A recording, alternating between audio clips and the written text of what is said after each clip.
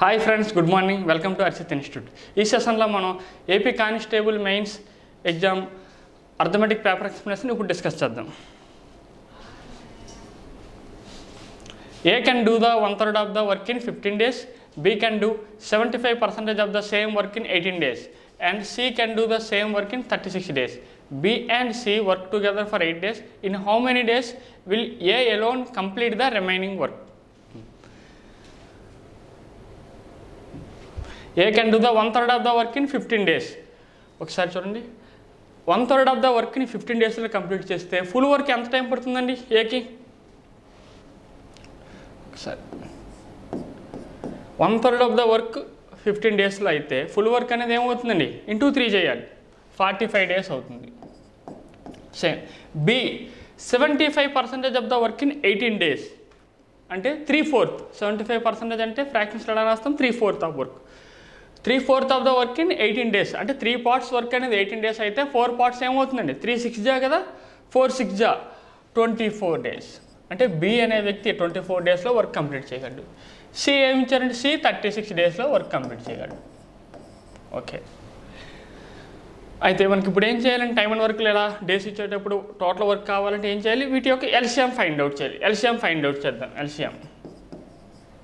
LCM చేసేటప్పుడు ఏం చేద్దాం? ముందు 24కి 36కి ఎల్సిఎం చేద్దాం. 24కి 36కి ఎల్సిఎం ఏమవుతుందండి? 24కి 36కి ఎల్సిఎం 72 వస్తుంది. ఎందుకంటే ఇవి 2:3 రేషియోలో ఉన్నాయి కదా, క్రాస్ మల్టిప్లికేషన్ చేస్తే 72 అవుతుంది. ఓకే, తర్వాత ఏ 45 days. ఈ రెండింటికి ఎల్సిఎం ఫైండ్ అవుట్ చేస్తే సరిపోతుంది. 45కి 72కి ఎల్సిఎం చూడండి ఏ రేషియోలో ఉన్నాయండి ఇవి? 9 5 జా 9 8 జా.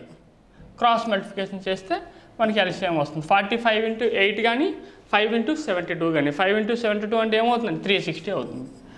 ఓకే, టోటల్ వర్క్ ఎంత వచ్చిందండి? 360. ABC total work 360. ఎఫిషియన్సీస్ రాద్దాం.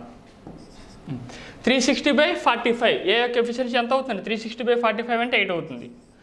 బి యొక్క ఎఫిషియన్సీ కావాలంటే టోటల్ వర్క్ 360, బి 24 daysలో కంప్లీట్ చేయగలరు. కాబట్టి బి యొక్క ఎఫిషియన్సీ 1 dayలో ఎంత చేయగలరంటే 360/24 15 అవుతుంది. సి యొక్క ఎఫిషియన్సీ కావాలంటే 360/36, సి యొక్క ఎఫిషియన్సీ 10 అవుతుంది. ఓకే, మనకి ఏం చెప్తున్నారు? B and C work together for 8 days. B and C, BC యొక్క ఎఫిషియన్సీ టోటల్ ఎంత అవుతుందని 25 అవుతుంది. ఈ 25 ఎఫిషియన్సీతో ఎన్ని డేస్ వర్క్ చేశారంటే 8 days వర్క్ చేశారు. అప్పుడు ఎంత కంప్లీట్ అవుతుందండి? 200 కంప్లీట్ అవుతుంది. కానీ మనకి ఎంత టోటల్ కంప్లీట్ అవ్వాలి? 360 కదా. ఈ 360లో 200 కంప్లీట్ అయిపోతే రిమైనింగ్ ఎంత ఉంటుందండి? 160 వర్క్ ఉంటుంది. ఈ 160 వర్క్ని ఎవరు చేయాలండి? రిమైనింగ్ వర్క్ని ఏ అలోన్. ఏ యొక్క ఎఫిషియన్సీ 8 ఎఫిషియన్సీతో 160ని కంప్లీట్ చేయాలి. ఎన్ని డేస్ పడుతుంది? 160/8 ఎంత అవుతుందండి? 20 days అవుతుంది. అంటే రిమైనింగ్ వర్క్ చేయడానికి ఏకి ఎంత టైం పడుతుందండి? 20 days. అంటే ఆన్సర్ ఏమవుతుందండి? 4th ఆప్షన్ కరెక్ట్ అవుతుంది. Pipes A and B can fill a tank in 16 hours and 24 hours respectively, whereas C can empty the full tank in 40 hours. All 3 pipes are open together, but pipe A is closed after 8 hours. After how many hours the remaining part of the tank will be filled? Pipes and cisterns. Same ముందు ఏం చేయాలంటే total work కావాలంటే ఏం చేయాలంటే ముందు LCM find out చేయాలి. ఏం చెప్పండి? A 16 hours, B 24 hours, C empty చేస్తుంది, ఇక్కడ 40 hoursలో ఎంప్టీ చేస్తుంది. ఎఫిషియన్సీస్ కావాలంటే ఏం చేయాలి? టైం ఇది. ఎఫిషియన్సీ కావాలంటే ముందు వీటి యొక్క ఎల్సిఎం ఫైండ్ అవుట్ చేయాలి. ఎల్సిఎం చేద్దాం. ముందు 16కి 24కి ఎల్సిఎం ఏమవుతుంది? 48 అవుతుంది.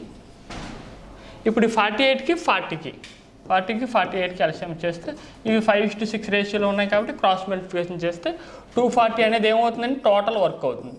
టోటల్ వర్క్ 240 వచ్చింది. మనకి ఎఫిషియన్సీస్ కావాలంటే ఏ యొక్క ఎఫిషియన్సీ కావాలంటే ఏం చేయాలి? 240/16 అంటే 15 అవుతుంది ఏ యొక్క ఎఫిషియన్సీ. బి యొక్క ఎఫిషియన్సీ కావాలంటే 240/24 అంటే 10 అవుతుంది. సి యొక్క ఎఫిషియన్సీ 6 అవుతుంది. ఎంటీ చేస్తుంది కాబట్టి మైనస్ సింబల్ తీసుకున్నాం. ఓకే, ఇప్పుడు చూడండి. All 3 pipes are open together, but pipe A is closed after 8 hours అంటున్నారు.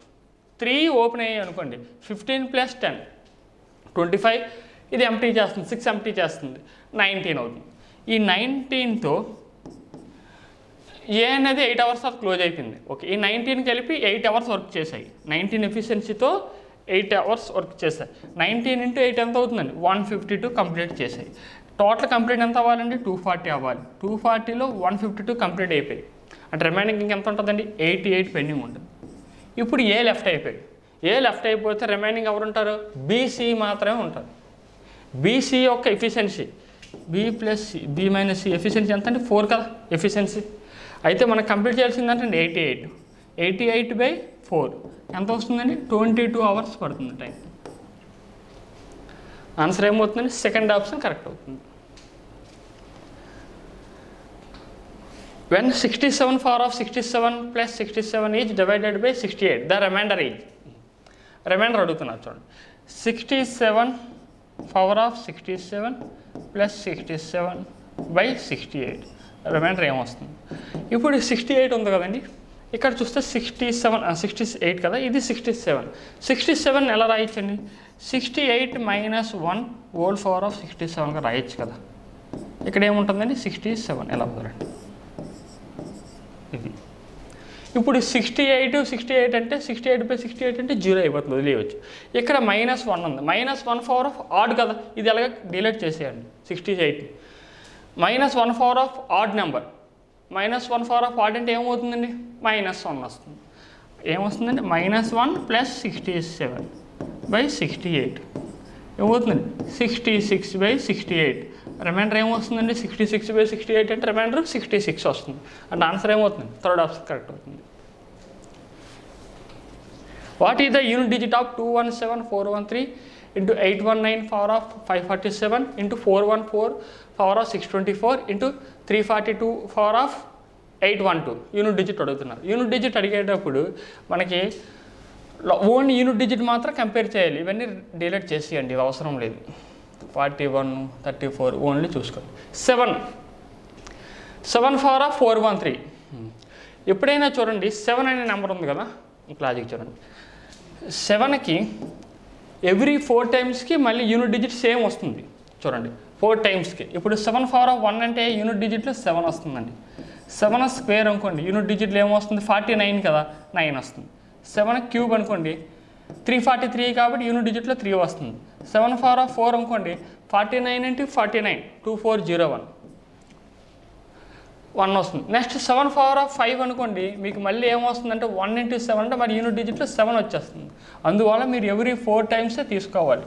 అంటే 7కి 4 టైమ్స్, ఎవ్రీ 4 టైమ్స్కి మళ్ళీ same unit digit same repeat అయిపోతుంది. సేమ్ అలాగే 7కి చూడండి, 2కి 3కి 7కి 8కి ఏంటంటే ఎవ్రీ 4 టైమ్స్కి రిపీట్ అవుతుంది. మీకు అలా కాకుండా 4కి 9కి అయితే ఎవ్రీ 2 టైమ్స్కి రిపీట్ అవుతుంది. ఈ రిమైనింగ్ నెంబర్స్ 1 కానీ ఇంకా 6 కానీ 1 కానీ 6 కానీ 5 కానీ 0 అయితే సేమ్ డిజిట్సే రిపీట్ అయిపోతాయి. సేమ్ డిజిట్సే మళ్ళీ యూనిట్ డిజిట్ సేమ్ వస్తాయి. ఇదండి. ఇప్పుడు చూస్తే 7కి ఏంటంటే ఎవ్రీ 4 అంటే మనం ఏం చేయాలంటే ఎవ్రీ 4 టైమ్స్కి unit digit same number repeat అయిపోద్ది. అందుకోసం మన పవర్లో ఉంది కదా, పవర్ని ఏం చేయాలంటే 4తో డివైడ్ చేయాలి. 4తో డివైడ్ చేసేటప్పుడు రిమైండర్ చూసుకోవాలి. ఇప్పుడు 413 కదా, 4తో డివైడ్ చేసేటప్పుడు మనకి లాస్ట్ 2 డిజిట్స్ ఇచ్చేస్తే సరిపోతుంది. 13 ఉంది, 13ని 4తో డివైడ్ చేస్తే రిమైండర్ 1 వస్తుంది. రిమైండర్ 1 వచ్చింది అనుకోండి, మనం యూనిట్ డిజిట్ కింద ఈ 7నే తీసుకోవాలి. అందువల్ల ఈ నెంబర్కి మొత్తం యూనిట్ డిజిట్ ఏమొస్తుందంటే 7 వస్తుంది. తర్వాత 9కి ఏం చెప్పి ఎవ్రీ 2 టైమ్స్కి రిపీట్ అయిపోతుంది కదా. 9కి ఏమో 9 పవర్ ఆఫ్ 1 అయితే 9 వస్తుంది, 9 పవర్ ఆఫ్ స్క్వేర్ అయితే 1 అవుతుంది. అంటే ఈవెన్ 9 పవర్ ఆఫ్ ఆడ్ అయితే 9 వస్తుంది, 9 పవర్ ఆఫ్ ఈవెన్ అయితే 1 వస్తుంది. ఇక్కడ 9 పవర్ ఆఫ్ ఆడ్ ఉంది కాబట్టి యూనిట్ డిజిట్లో 9 వస్తుందండి. 4కి సేమ్ అంతే, 4కి కూడా ఎవ్రీ 2 టైమ్స్ రిపీట్ అవుతుంది. 4 పవర్ ఆఫ్ ఆడ్ అయితే 4 అవుతుంది, 4 పవర్ ఆఫ్ ఈవెన్ అయితే ఏమవుతుందండి 6 అవుతుంది. ఇక్కడ 4 పవర్ ఆఫ్ ఈవెన్ నెంబర్ ఉంది కాబట్టి యూనిట్ డిజిట్లో 6 అవుతుంది. 2 నెక్స్ట్ 2కి అయితే ఏంటి ఎవ్రీ 4 టైమ్స్ తీసుకోవాలి. ఎవ్రీ 4 టైమ్స్ తీసుకోవాలి. ఇక్కడ చూడండి 12 అనేది ఎగ్జాక్ట్గా 4తో డివైడ్ అయిపోతుంది కాబట్టి 2 పవర్ ఆఫ్ 4 తీసుకోవాలి. 2 పవర్ ఆఫ్ 4 తీసుకోవాలి. 2 పవర్ ఆఫ్ 4 అంటే యూనిట్ డిజిట్లో 6 అవుతుంది. 6 తీసుకోవాలి, 6 అవుతుంది. మల్టిప్లై చేయండి, యూనిట్ డిజిట్ ఏమొస్తుంది? 6 × 6 అంటే యూనిట్ డిజిట్లో 36 కదా, 6 వస్తుంది. 6 × 9 అంటే 4 అవుతుంది. 4 × 7 ఏమవుతుందండి? యూనిట్ డిజిట్లో 8 వస్తుంది. అంటే 4th ఆప్షన్ కరెక్ట్ అండి. ఆన్సర్ 8 అవుతుందండి. Find the greatest number that divides 797, 1085 and 1234 and leaves remainder 16, 20, 25 as remainders respectively. ఇక్కడ రిమైండర్స్ ఏమొస్తున్నాయండి? 16, 20, 25. ముందు ఏం చేయాలంటే ఈ నెంబర్స్ నుంచి ఈ నెంబర్ తీసేయాలండి. చూడండి, 797లో 16 తీసేస్తే ఏమవుతుందండి? 781. తర్వాత 1085లో 20 తీసేస్తే 1065. 1232లో 25 తీస్తే 1207 ఉంటాయి. ఈ నెంబర్స్కి HCF ఫైండ్ అవుట్ చేస్తే సరిపోతుంది డైరెక్ట్గా. గ్రేటెస్ట్ నెంబర్ అడిగారు కదా, HCF. ఇలా ఉన్న వాటికి HCF ఫైండ్ అవుట్ చేయాలంటే ఈజీగా అయింది. వీటి యొక్క డిఫరెన్సెస్కి HCF ఫైండ్ అవుట్ చేస్తే సరిపోతుంది. 1065లో 781 తీసేస్తే ఏమవుతుందండి? ఇక్కడ 65, ఇది 119. 119 ప్లస్ 219, ఇక్కడ 1000 కన్నా 219 లెస్ కదా, ఇది 65 ప్లస్ 219 ప్లస్ 65 284. ఓకే, ఈ రెండింటి యొక్క డిఫరెన్స్ చూడండి. సో ఒకసారి 7 మోర్ కదా, 1200కి 135 ప్లస్ 7 142 చాలు. అలాగే ఈ రెండింటి కూడా డిఫరెన్స్ చూసి వాటి యొక్క HCF ఫైండ్ అవుట్ చేయాలి. ఇక్కడ తెలిసిపోతుంది. 282, 142 కామన్ ఫ్యాక్టర్స్ ఉన్నాయి. 142 ఇక్కడ చూడండి, 142 లేదు. ఏముందండి? 142లో కామన్ ఫ్యాక్టర్ ఏమవుతుందండి? 71. అంతేనా? 71 ఇది 4 అవుతుంది, ఇది 2 అవుతుంది. సెకండ్ ఆప్షన్ కరెక్ట్ అండి. HCF అనేది ఏమవుతుందండి? 71. అంటే మీరు వీటి యొక్క డిఫరెన్స్ కూడా తీసి వీటన్నిటికి HCF ఫైండ్ అవుట్ చేస్తే 71 వస్తుందండి. అంత చేయవసరం లేదు, ఆప్షన్స్ బట్టి చెక్ చేసుకోండి. ఏదైతే కామన్ ఫ్యాక్టర్ అవుతుందో అదే తీసుకోండి. The price of oil is increased by 20%. However, its consumption decreased by 8%. What is the percentage increase or decrease in the expenditure on it? Expenditure అంటే ప్రైజ్ ఇంటూ కన్జంప్షన్. ఒకసారి price of oil is increased by 20% కదా. Okay, 20% increase అయింది అంటే 100 ఉంటే 120 అయింది అంటే 5:6. Praise అనేది ఎలా ఇంక్రీజ్ అయిందండి? 5 అనేది 6 అయింది. తర్వాత కన్జంప్షన్ అనేది ఏమైందండి? కన్జంప్షన్ అనేది ఏమైందండి? డిక్రీజ్డ్ బై, సారీ అండి, ఇది 8/1/3, ఇది మిస్టేక్ పడింది. ఇది 8 కాదు, 8/1/3%. 8/1/3% డిక్రీజ్డ్ బై కన్జంప్షన్ అనేది 8/1/3 డిక్రీజ్ అయింది. 8/1/3ని ఫ్రాక్షన్స్ ఎలా రాయొచ్చండి? 1/12గా రాయొచ్చు. 1/12గా రాయొచ్చు. అంటే 12 ఉండేది 1 తగ్గింది, అంటే ఇనిషియల్గా 12 ఉండేది 1 తగ్గిందంటే ఏమవుతుందండి? 11 అవుతుంది. ఇది ఎక్స్పెండిచర్ అండి. ఇప్పుడు ఏమైందండి? ఫైనల్గా ఇనిషియల్గా 5 × 12 అంటే 60 అయ్యింది. 60 ఉండేది, ఇప్పుడు ఏమైందండి? 6 11 కాబట్టి 6 × 11 అంటే 66 అయింది. ఎంత ఇంక్రీజ్ అయిందండి? 66కి ఇంక్రీజ్ అయింది అంటే 6 అనేది మోర్ వచ్చింది ఇంటూ 100 ఎంత అవుతుందండి? 10%. ఇంక్రీజెస్ బై 10% అండి. ఒకసారి చూడండి, ప్రైజ్ ఎక్స్పెండిచర్ అంటే ప్రైజ్ ఇంటూ కన్జంప్షన్ అండి. ప్రైజ్ అనేది 20% ఎక్కువైంది అంటే 5 అనేది 6 అయింది. కన్జంప్షన్ అనేది 8/1/3% డిక్రీజ్ అయింది. 8/1/3ని ఎలా రాయొచ్చండి? 1/12గా రాయొచ్చు. 1/12 అంటే 12 అనేది 11 అయిపోయింది. అప్పుడు ఇనిషియల్గా ఎంత ఉండేదండి? ఎక్స్పెండిచర్ 60 ఉండేది, ఇప్పుడు 66 అయింది. ఎంత పర్సెంటేజ్ ఇంక్రీజ్ అయిందండి? 10% ఇంక్రీజ్ అయింది. An article was sold at a loss of 13.5%. If it was sold for ₹1104 more, then there would have been profit of 9.5%. The cost price of the article was, okay, చూడండి, 13.5% loss కమ్మారు. అలా కాకుండా 9.5% ప్రాఫిట్కి అమ్మితే మనకి 1104 అనేది ఎక్కువ వస్తుందంట.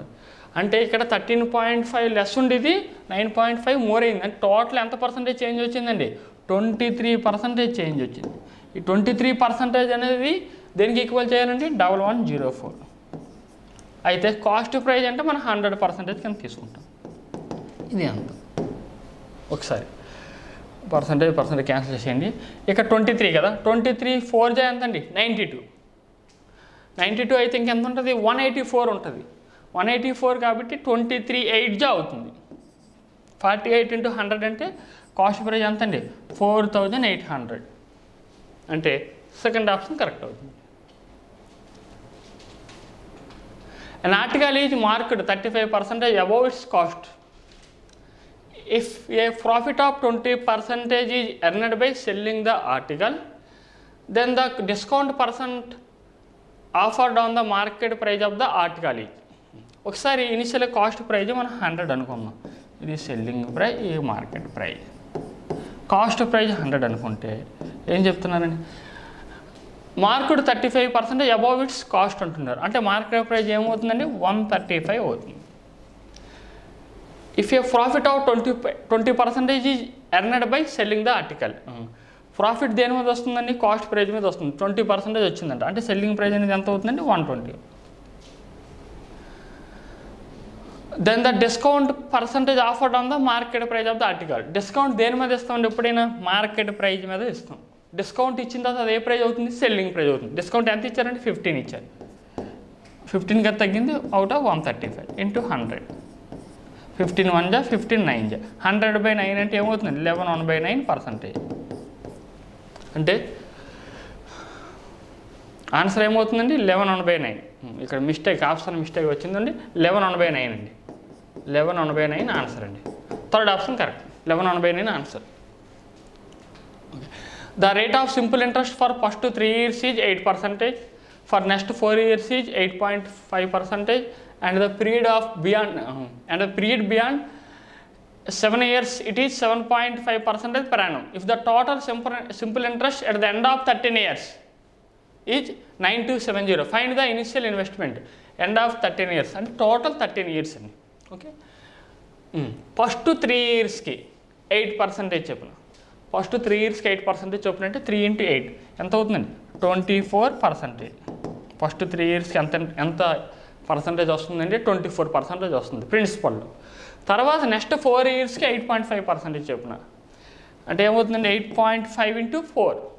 8.5 × 4 అంటే 8.5 × 2 అంటే 17 × 2 34%. నెక్స్ట్ 4 yearsకి 34% వస్తుంది. ఇక్కడ చూడండి టోటల్ 13 years. ఇక్కడ 3 years అయిపోయింది, ఇక్కడ 4 years అంటే 7 years అయిపోయింది. 7 years తర్వాత ఏమవుతుంది ఇంకా 6 years ఉంటుంది. ఆ 6 years కూడా 7.5%. కన్ఫ్యూజ్ అవ్వద్దండి, బియాండ్ 7 years ఇది 7 years కాదు, 7 years తర్వాత అని అర్థం. అంటే టోటల్ 13 years కాబట్టి 7 years తర్వాత ఇంకా 6 years ఉంటాయి. 6 × 7.5% తీసుకోవాలి. చెప్పండి, 6 × 7.5 అంటే 6 7 జా 42, 6 × 0.5 అంటే 3 కదా 42, 3 అంటే 45%. టోటల్ ఇది అంటే ప్రిన్సిపల్ ఎంత పర్సెంటేజ్ ఇది వస్తుంది, మొత్తం ఇంట్రెస్ట్ ఎంత పర్సెంటేజ్ వస్తుంది చూద్దాం. 24 + 34 అంటే 58, 58 + 45 103. 103% అనేది ఇంట్రెస్ట్ ఎంత అవుతుందండి, ఇక్కడ 9270 ఇచ్చారు. 103% అనేది అంటే ప్రిన్సిపల్లో మనకి ఎంత వచ్చిందండి 103% వచ్చింది ఇంట్రెస్ట్ అనేది. అయితే ప్రిన్సిపల్ అడుగుతున్నారు కాబట్టి 100% ఎంత. ఓకే, 103 కదా 103 9 జా 927, ఒక 0 ఉంది. 90 × 100 అంటే ఎంత అవుతుందండి ప్రిన్సిపల్ 9000 అవుతుంది. అంటే థర్డ్ ఆప్షన్ కరెక్ట్ అవుతుంది. What is the compound interest on a sum of ₹10,000 at 14% per annum for 2 years where the interest is compounded yearly? Interest is compounded yearly. ఇది మిస్టేక్ అండి. ఓకే, ఇది 2/5/7 అండి. Mistake 2/5/7 years.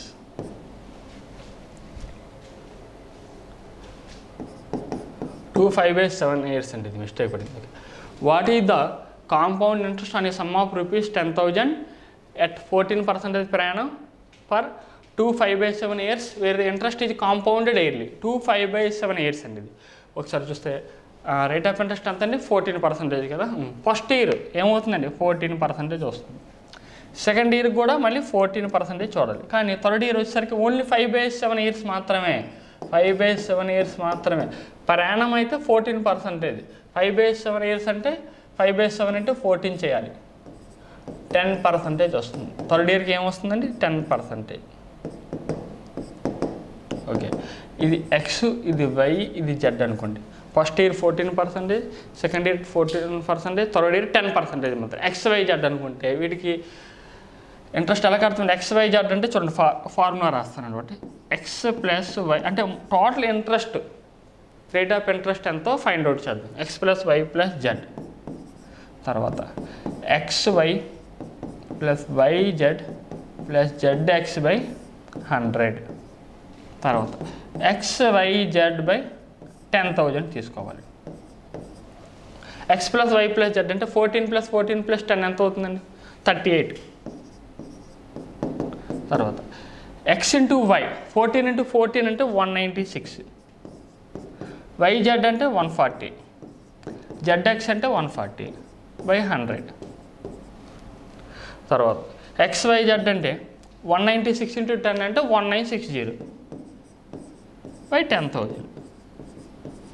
ఓకే, ఇప్పుడు చెప్పండి 38 196 280 280 plus 196 280 కదా, 276 plus 476గా తీసుకోవచ్చు. Okay, 38% plus 4.76 అవుతుంది.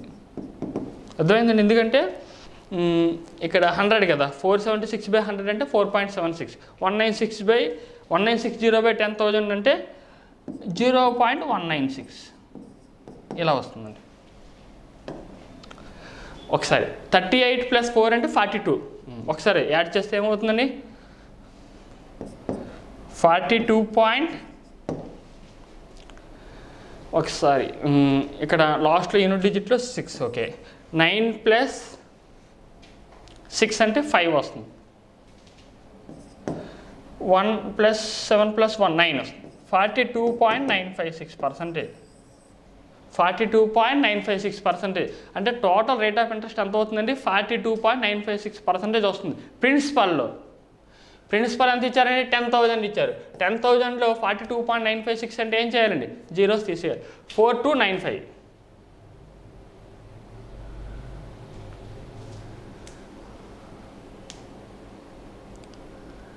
Okay, ఏదండి అప్రాక్స్ ఏముందండి? 4296 ఇదే ఉందండి. 4296 అనేది ఆన్సర్ అండి.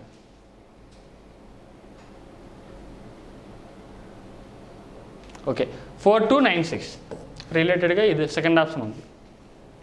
అంటే ముందు total rate of interest find out చేస్తే పర్సంటేజ్ వస్తుంది కదా, ఇంటూ 10,000 చేయడం డైరెక్ట్గా.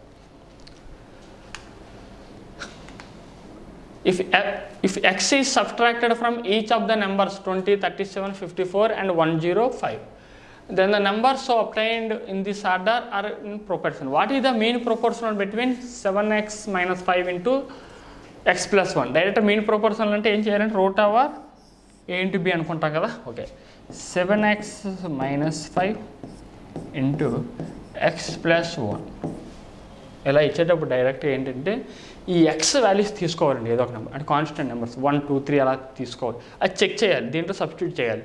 అప్పుడు ఇక్కడున్న ఆప్షన్స్ ఏది మ్యాచ్ అయితే అది ఆన్సర్ అవుతుంది. ఎగ్జాంపుల్ చూడండి చెప్తాను. ఇప్పుడు ఎక్స్ ఈక్వల్ టు 1 తీసుకున్నాను. 1 తీసుకుంటే 1 సబ్స్టిట్యూట్ చేశాను అనుకోండి. 7 ఎక్స్ బదులు 1 తీసుకున్నాను. 7 minus 5 అంటే 2 కదా, 2 ఇంటూ ఇక్కడ 1 తీసుకుంటే 2 రూట్ ఓవర్ 4. రూట్ ఓవర్ 4 అంటే 2 రావాలి ఆన్సర్, ఇక్కడ లేదు కాబట్టి ఎక్స్ ఈక్వల్ 1 అనేది సాటిస్ఫై అవ్వలేదు. నెక్స్ట్ ఎక్స్ ఈక్వల్ టు నేను 2 తీసుకున్నాను. 2 తీసుకునేటప్పుడు ఇక్కడ 2 సబ్స్టిట్యూట్ చేస్తే 14 minus 5 అంటే 9 అవుతుంది. ఇక్కడ 2 తీసుకుంటే రూట్ ఓవర్ 27. రూట్ ఓవర్ 27 అంటే 3 రూట్ 3 ఆప్షన్స్లో లేదు కాబట్టి ఎక్స్ ఈక్వల్ 3 కూడా 2 కూడా కాదు. ఇప్పుడు ఎక్స్ ఈక్వల్ 3 తీసుకుంటాం.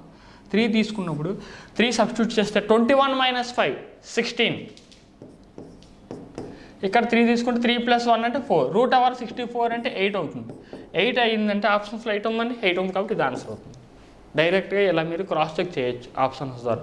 జనరల్ ప్రొసీజర్ ఏంటంటే చూడండి, 20 minus x into 105 minus x equals to చూడండి ఈ రెండు మల్టిప్లై చేయాలి, ఈ రెండు ఎక్స్ అనేది సబ్స్ట్రాక్ట్ చేసిన తర్వాత 37 minus x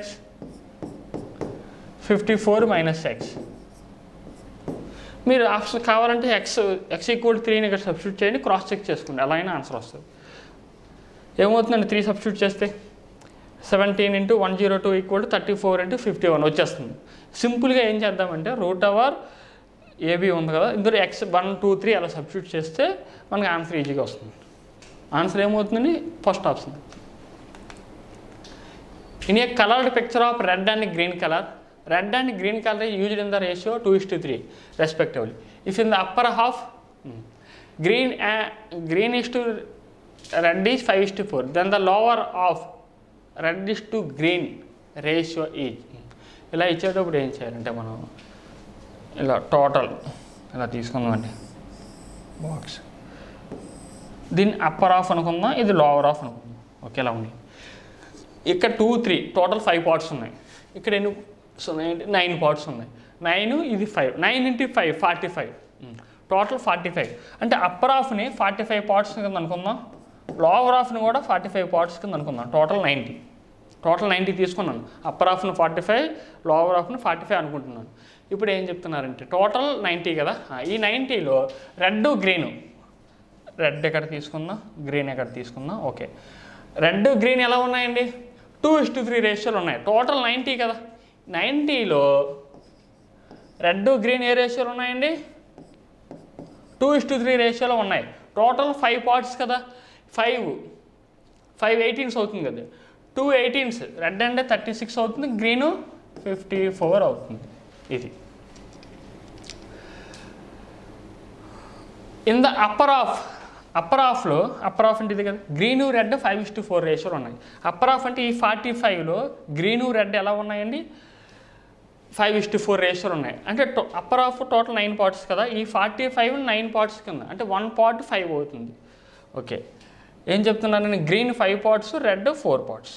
రెడ్ 4 పార్ట్స్ అంట. టోటల్ 5:4 కదా, ఈ 45ని ఎలా షేర్ చేయాలండి?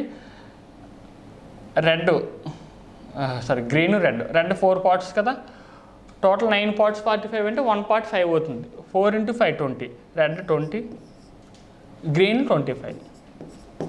లేపింది. అప్పుడే మనకు కావాల్సింది లోవర్ హాఫ్లో రెడ్ గ్రీన్ ఏ రేషియోలో ఉన్నాయి అడిగాడు. లోవర్ హాఫ్ ఈ 45, టోటల్ రెడ్ చూస్తే 36 ఉండాలి. ఆల్రెడీ రెడ్ ఇక్కడ 20 ఫిల్ అయిపోయింది.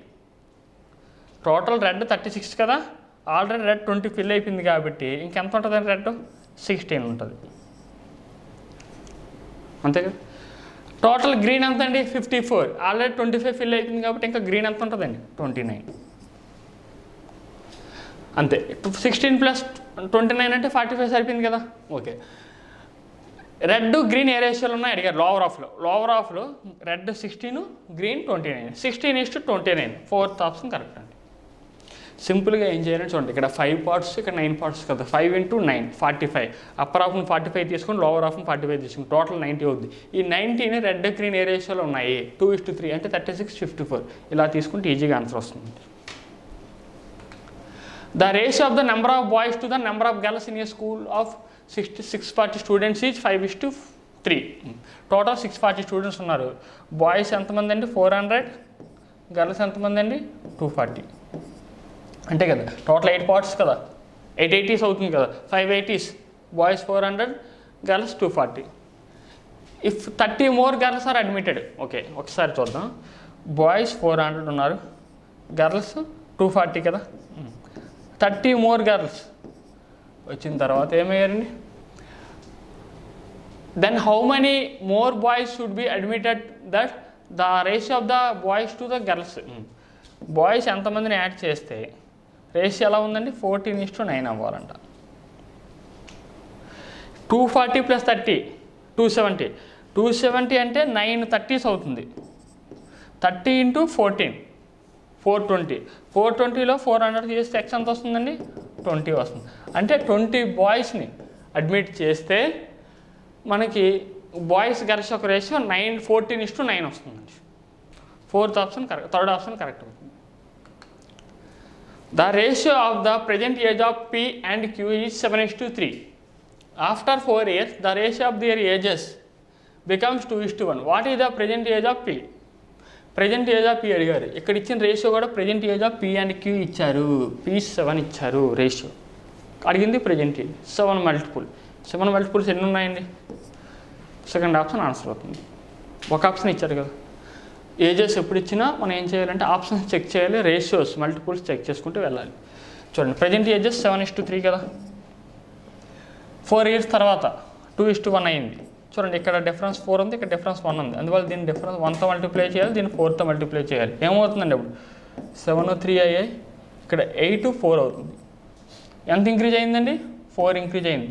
ఇక్కడ కూడా అదే 4 ఇంక్రీజ్ అయింది. కానీ 3కి 4 అయింది, 7కి 1 అయింది. 1 part అనేది ఏమవుతుందండి? 4 అవుతుంది. అడిగింది 7 parts కదా అడిగారు. 7 × 4 ఎంత అవుతుంది? 28 అవుతుంది. అంటే సెకండ్ ఆప్షన్ ఆన్సర్ అవుతుంది. A, B and C started a business. A invested 33% of the total capital. B invest 33% of the remaining capital and C the remaining. Okay. If the total profit at the end of the year was 20,250, then the profit of C exceeds the profit of B. ఒకసారి total మనకి చూడండి, ఏ invest 1/3 of the total capital అన్నారు, B invest 1/3, ఇది 1/3, ఇది 1/3. ఇది 33, యాక్చువల్గా ఇది 33 1/3% అండి. ఇది 33 1/3%. ఇది కూడా సేమ్ అంతే. ఎక్కడ ఇచ్చింది ఏంటండి? 33 1/3% అండి. ఇలా ఇచ్చారు. 33 1/3% ఎలా రాయొచ్చు? 1/3గా రాయొచ్చు ఫ్రాక్షన్స్లో. ఇది కూడా 1/3గా రాయొచ్చు ఫ్రాక్షన్స్లో. అప్పుడు టోటల్ ఇన్కమ్ 9 అనుకున్నాం. టోటల్ 9 parts అనుకుంటే ఏ ఎంత ఇన్వెస్ట్ చేశారండి? టోటల్ 9 ఇన్కమ్ అనుకుంటే ఏ 1/3 కదా, అంటే 3 అయిపోతుంది. అప్పుడు రిమైనింగ్ ఆల్రెడీ 3 ఇన్వెస్ట్ చేశాడు, రిమైనింగ్ ఎంత అవుతుంది? 6 ఉంటుంది. ఈ 6లో 1/3 బీకి. అప్పుడు టోటల్ 9 కదా, ఈ 2 5 అయిపోయాయి కాబట్టి సి అనేది 4 అవుతుంది. అంతే కదా ఇచ్చారు. ఓకే, ఏ 3 ఇన్వెస్ట్ చేశాడు, బి 2 ఇన్వెస్ట్ చేశాడు, సి అనేది 4 ఇన్వెస్ట్ చేశాడు. ఎక్కడ టైం మెన్షన్ చేయలేదు. టైం అనేది కాన్స్టెంట్, 1 yearకి అందరూ ఉన్నారు కాబట్టి. Okay, total if the total profit at the end of the year was 20,250, అంటే టోటల్ 9 parts కదా, 9 parts అనేవి 20,250 అయితే the profit of C exceeds the profit of B. Okay, సికి బి కన్నా ఎంత ఎక్కువ ఉంది? 2 parts. 2 parts ఎంత? ఇది క్వశ్చన్. ఒకసారి 9 ఎంత అవుతుందని 9 2s అవుతుంది, 18 అయితే ఇంకా 225 అంటే 925 అవుతుంది. 2250 × 2 అంటే ఏమవుతుందండి? 4,500. అంటే బి కన్నా సికి ఎంత ఎక్స్ట్రా వచ్చిందండి? 4,500 ప్రాఫిట్ ఎక్కువ వచ్చింది. ఆప్షన్ 2 కరెక్ట్ అండి. The average marks of 50 students in an examination was 65. It was later found that marks of the one student had been wrongly entered as 83 instead of 38. The correct average is 50 students యొక్క average అనేది 65 అండి. ఒక student యొక్క మార్కులు యాక్చువల్గా 38 తనకు వచ్చిన మార్కులు, కానీ 83 ఎంటర్ చేస్తారు, అంటే రాంగ్ ఎంటర్ చేస్తారు, ఎక్స్ట్రా మార్క్స్ ఎంటర్ చేస్తారు. కరెక్ట్ యావరేజ్ కావాలంటే ఆ మార్క్స్ని తగ్గించాలి. ఓకే, ఎంత ఎక్స్ట్రా యాడ్ చేశారండి? 45. 38 కన్నా 83 ఎంతండి ఎక్స్ట్రా? 45. ఈ 45ని ఎక్స్ట్రా ఎంటర్ చేయడం వల్ల ఈ 50 మెంబర్స్కి యావరేజ్ 65 అయింది. Present average 65. ఎంత తగ్గించాలంటే 45 తగ్గించాలి. ఇది యావరేజ్ కాబట్టి ఈ 50 మెంబర్స్కి కూడా తగ్గించాలి. ఏమవుతుందండి? 5 9s 5 10s. 9/10 అంటే ఏమవుతుంది? 0.9. 65లో 0.9 తీసేస్తే 64.1 ఉంటుంది. అంటే 4th ఆప్షన్ కరెక్ట్ అవుతుంది. A and B started their journeys from X to Y and Y to X respectively. After crossing each other, A and B completed the remaining parts of their journey in 6 hours and in 6 hours and 8 hours respectively. If the speed of B is 28 km/h, then the speed of A is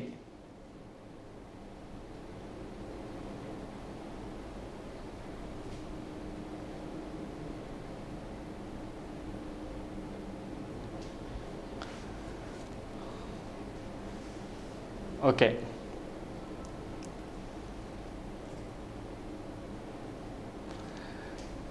okay, ఇక్కడ ఎంత అండి? ఇక్కడ speed of their journey 6/1/8 అండి, 6/1/8 hours.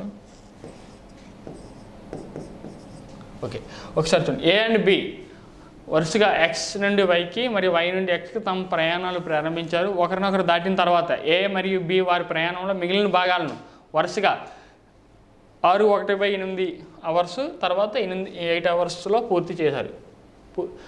B యొక్క వేగం 28 km/h అయితే ఏ యొక్క వేగం ఎంత అడుగుతున్నారు, km/గంటల్లో. ఓకే, ఒకసారి చూడండి.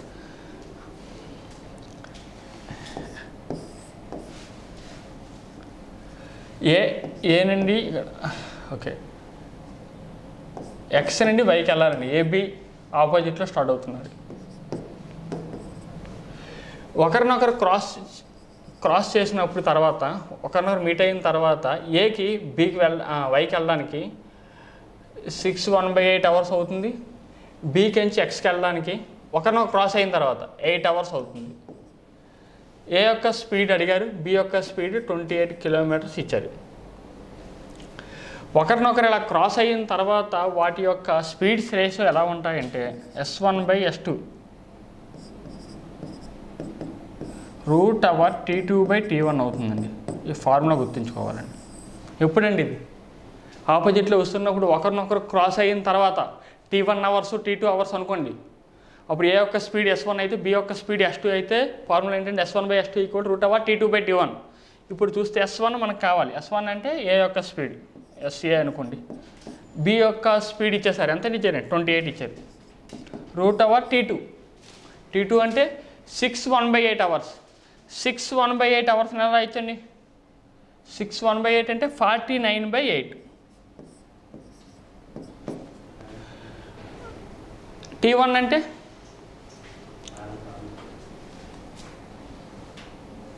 √T2 కదా. T2 అంటే ఎంత ఇచ్చారండి 8 అవర్స్. 8 అవర్స్ బై 6/1/8 అంటే 49/8. అప్పుడు రూట్ కదండి, ఇది ఏమైపోతుందండి, ఇక్కడ 8 వస్తుంది, ఇక్కడ 7 వస్తుంది. Speed of A equal to ఏమవుతుంది 7 1 జా 7 4 జా 4 × 8 అంటే 32 km/h. ఆన్సర్ ఏమవుతుందండి, సెకండ్ ఆప్షన్ కరెక్ట్ అవుతుంది. Formula గుర్తుండాలండి. S1/S2 √T2/T1. A train running with speed of 82 km/h crosses 250 meter long platform in 27 seconds. Find the length of the train. Okay, ఒక platform cross చేయాలంటే ఆ train అనేది ఆ train లెంత్ని cross చేయాలి, platform లెంత్ని cross చేయాలి కదా. Train length తెలియదు, length of the train తెలియదు. తర్వాత ప్లాట్ఫామ్ లెంత్ ఎంత ఇచ్చారంటే 250 meters ఇచ్చారు. ఇది డిస్టెన్స్ అవుతుంది, ఆ ట్రైన్ ట్రావెల్ చేసిన డిస్టెన్స్ ఈక్వల్ టు ఏమవుతుంది స్పీడ్ ఇంటూ టైం. స్పీడ్ ఎంత ఇచ్చారండి 82 km/h. 82 × km/h మీటర్/సెకండ్స్లో మార్చాలంటే 5/18తో మల్టిప్లై చేయాలి. ఎంత టైంలో వెళ్ళిందండి అది 27 secondsలో వెళ్ళింది. 9 3 జా 9 2 జా అవుతుంది. 2 1 జా 2 41. 41 × 5 అంటే ఎంత అవుతుందండి 205. 205 × 3 615. 615 meters మొత్తం క్రాస్ చేసినట్టు. ఈ 615 meters అనేది ట్రైన్ లెంత్, తర్వాత platform length. Platform length already ఎంత ఇచ్చారండి 250 meters ఇచ్చారు. 615 - 250 అంటే 365 meters అవుతుంది. అంటే ట్రైన్ లెంత్ ఎంత అవుతుంది 365 meters. ఆప్షన్ 3 అనేది కరెక్ట్ అవుతుంది. ఏ boat takes 60% more time to cover a certain distance in upstream than downstream. If the speed of the current is 9 km/h, then in how much time it will cover 504 km in downstream అడిగారు. ఒకసారి చూడండి. Okay, అప్స్ట్రీమ్కి డౌన్స్ట్రీమ్కి ఎంత time పడుతుందో అప్స్ట్రీమ్కి ఏంటండి 60% more time పడుతుందంట. అంటే డౌన్స్ట్రీమ్కి 100% అయితే అప్స్ట్రీమ్కి time ఎంత పడుతుంది 160%. అంటే 5:8. డౌన్స్ట్రీమ్కి 5 parts టైం అయితే అప్స్ట్రీమ్కి ఎంత అవుతుందంటే 8 parts టైం అవుతుంది. ఇలా ఉంది. ఒకసారి డిస్టెన్స్లో మనం డిస్టెన్స్ ఒకటే కాబట్టి డిస్టెన్స్ ఈక్వల్ చేద్దాం. అప్స్ట్రీమ్ డిస్టెన్స్ని డౌన్ స్ట్రీమ్ డిస్టెన్స్కి ఈక్వల్ చేద్దాం. ఒకసారి డౌన్ స్ట్రీమ్ డిస్టెన్స్కి ఎంత టైం పడుతుందండి 5 parts. టైం 5 parts కదా అవుతుంది.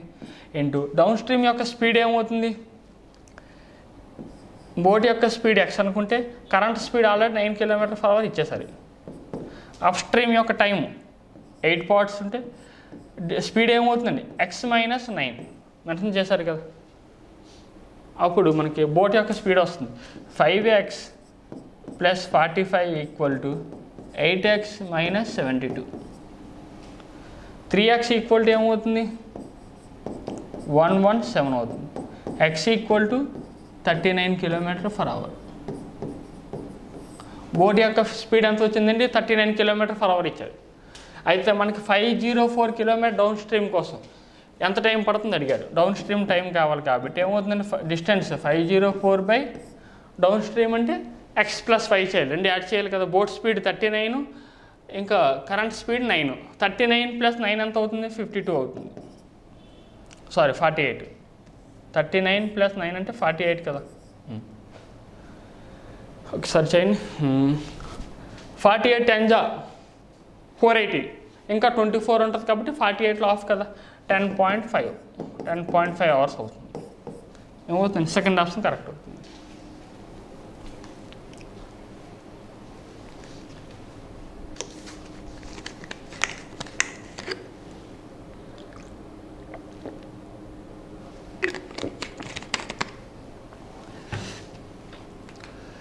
In an office, 5/8 of total number of employees are males and rest are females.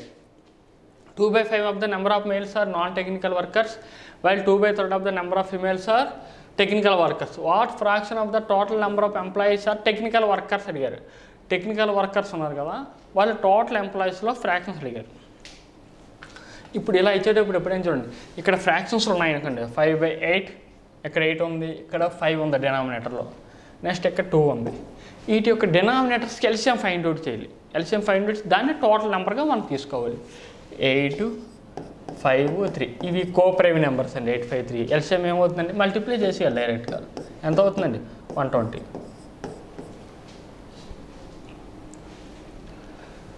Total number of employees 120 అనుకుందాం. మేలు ఫిమేల్. ఒకసారి మేల్స్ 5/8 అన్నారు.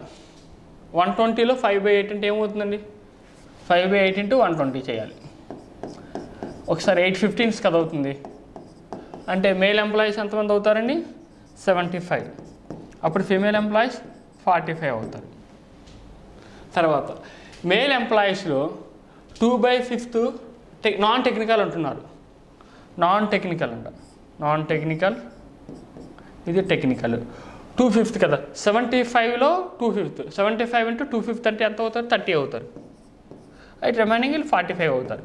అలాగే ఫిమేల్ వర్కర్స్లో 2/3 ఫిమేల్స్ ఆర్ టెక్నికల్ వర్కర్స్ అన్నారు. అంటే 1/3 నాన్ టెక్నికల్. 45లో 1/3 అంటే 15 అవుతారు. నాన్ టెక్నికల్ 15, టెక్నికల్ ఎంత అంటే 30 అవుతారు. మనకి టెక్నికల్ వర్కర్స్ అడిగారు కాబట్టి 45 + 30 75. ఈ 75 అవుట్ ఆఫ్ 120 కదా టోటల్ నెంబర్ ఆఫ్ ఎంప్లాయీస్. ఏమవుతుంది 15 5 15 8 5/8 అవుతారు. అంటే థర్డ్ ఆప్షన్ కరెక్ట్ అవుతుంది.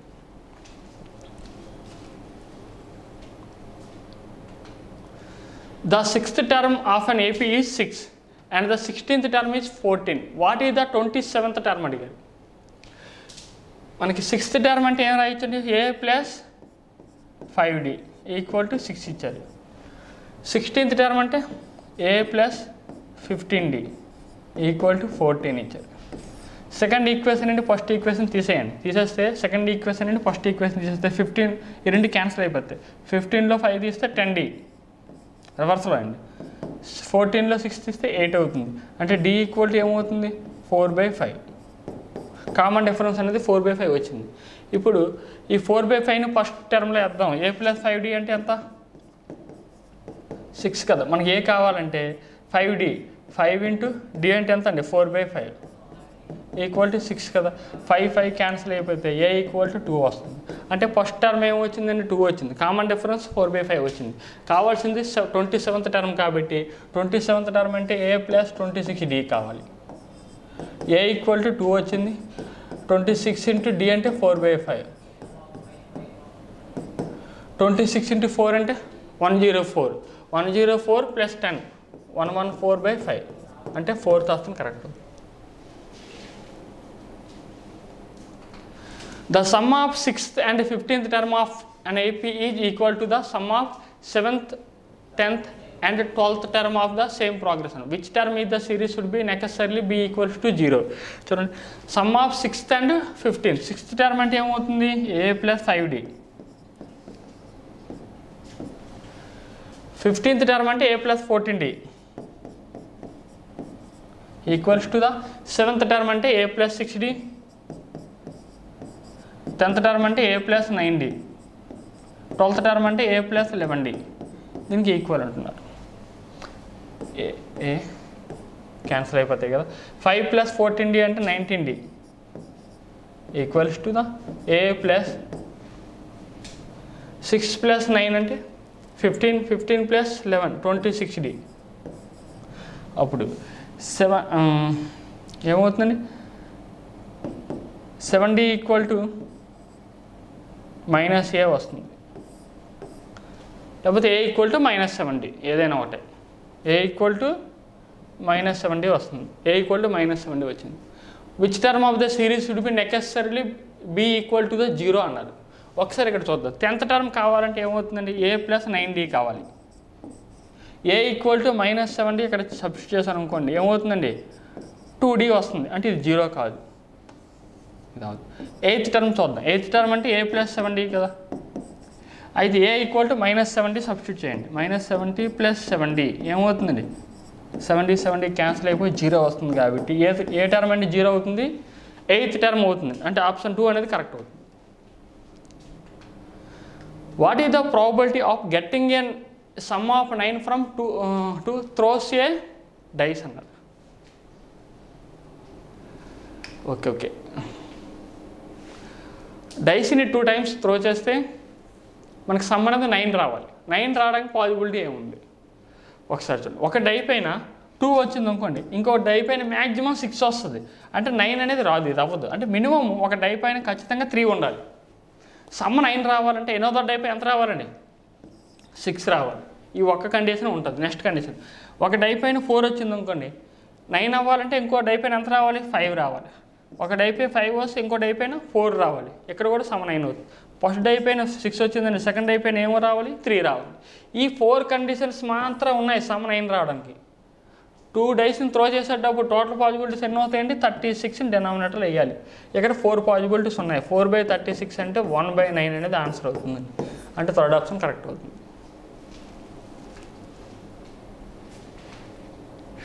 1 card is drawn a random from a well-shuffled pack of 52 cards. What is the probability of picking a ace of spades or the jack of diamonds అన్నారు. Spades ఎప్పుడైనా spades ఎన్ని ఉంటాయండి? Spades 13 ఉంటాయి. 13లో 13 spades ఏంటండి? Numbers 9 ఉంటాయి. 1 2 3 4 2 3 4 5 6 7 8 9 10 ఉంటాయి. ఒక జాకు, ఒక ఏసు, ఒక క్వీను, కింగ్ ఇలా ఉంటాయి. అందులో ఈ స్పేడ్లో ఏస్ అనేవి ఎన్ని ఉంటాయి? ఓన్లీ 1 ఉంటుంది. స్పేడ్స్లో ఏస్ ఎన్ని ఉంటాయి? 1 ఉంటాయి. ఆర్ అంటే ప్లస్ రాయాలి. డైమండ్స్ కూడా 13 ఉంటాయి. ఈ 13 డైమండ్స్లో జాకులు ఎన్ని ఉంటాయి? ఒకటే ఉంటుంది. జాకు డైమండ్ కలిగినది ఒకే ఒక కార్డు ఉంటుంది, 1 ఉంటుంది. టోటల్ 52 కార్డ్స్లో ఒక కార్డు తీయాలి. 52C1 అంటే 52C1 అంటే 52 వస్తుంది. ఏంటి? 1C1 అంతే. ఇది 2/52 అంటే 1/26 అవుతుంది. సెకండ్ ఆప్షన్ కరెక్ట్ అవుతుంది. ఆర్ ఇస్తే ప్లస్ చేయాలండి, ఎండ్ ఇస్తే ఇంటూ చేయాలి. ఏం లేదు, స్పేడ్స్ 13 ఉంటాయి కదా. ఈ 13లో ఏస్ 2 ఉంటాయి, ఒకటే ఉంటుంది. సేమ్ అలాగే డైమండ్స్ 13లో జాకులు ఎన్ని ఉంటాయి? 1 ఉంటాయి. 1 + 1/52 అంటే 2/52 అంటే 1/26 ఆన్సర్ అవుతుంది. A urn contains 6 red 4 blue 2 green and 3 yellows ఉంటాయి. If 3 marbles are picked up at random, what is the probability of 2 are blue 1 is yellow? Total 50 ఎన్ని ఉన్నాయి? 6 + 4 + 2 + 3 15 ఉన్నాయి. 15లో 3 తీయాలి, 15C3 అవుతుంది. ఇందులో ఖచ్చితంగా 2 బ్లూ అవ్వాలి, 1 ఎల్లో అవ్వాలండి. టోటల్ బ్లూ ఎన్ని ఉన్నాయి? 4 ఉన్నాయి. 4లో 2 బ్లూ అవ్వాలి, 4C2 ఇంటూ ఎండ్ వచ్చింది కాబట్టి ఇంటూ పెట్టాలి. 1 ఎల్లో ఎన్ని ఉన్నాయి? 3 ఉన్నాయి, 3C1. ఇదండి 4C2 అంటే ఎలా రాయొచ్చండి, 4×3/2 రాయొచ్చు. 3C1 అంటే 3 అవుతుంది బై 15C3 అంటే 15 × 14 × 13 బై 3 × 2 × 1. ఇది సాల్వ్ చేయాలి. ఒకసారి ఇక్కడ 3కి ఈ 3కి క్యాన్సల్. ఓకే, ఇది క్యాన్సల్. ముందు ఇచ్చే